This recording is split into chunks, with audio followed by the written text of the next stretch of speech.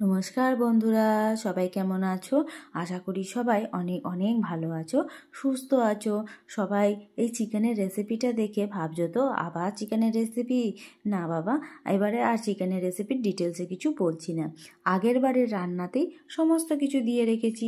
পেজে যে আগে চিকেনের প্রসেসটা দেওয়া আছে, সেই প্রসেসটা দেখলে পরেই জানতে পারবে এই চিকেনটা আমি কিভাবে করেছি। তাই আর বললাম না।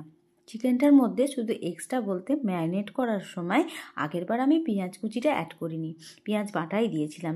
এবারেরটাই আমি পেঁয়াজ কুচি এবং পেঁয়াজ বাটা দুটোই দিয়েছি। আর নাহলে পুরো প্রসেস একইভাবে করেছি। তাই ভাবনা চিন্তা না করে চিকেনটা যদি শেষ পর্যন্ত ভালো লাগে তাহলে অবশ্যই একটা লাইক কমেন্ট করে দিয়ে যেও। আর চিকেনটা ভালো লাগলে এই রেসিপিটা আগের যে রেসিপিটা আছে সেটা দেখে নিও, তাহলেই জানতে পেরে যাবে। সবাই এই রান্নাটা দেখে বলো কেমন হয়েছে, আর বাড়িতে অবশ্যই করে খেয়ে আমাকে জানিও রান্নাটা কতটা ভালো লেগেছে। আশা করি তোমাদের সবার ভালো লাগবে। শুধু ভালোবাসা দিয়ে আর মন থেকে আর যদি রান্না করো, সব রান্নায় 100% ভালো হবে। আশা করি তোমাদের রান্নাটা সত্যিই খুব ভালো লাগবে। যদি আমরা মন থেকে ভালোবেসে কোনো কাজ করি, সেই কাজের পূর্ণ সফলতা পাওয়া যায়, এটা আমি বিশ্বাস করি। জানি না তোমরা কি বিশ্বাস করো। আশা করি রান্নাটা সবার পছন্দ হবে।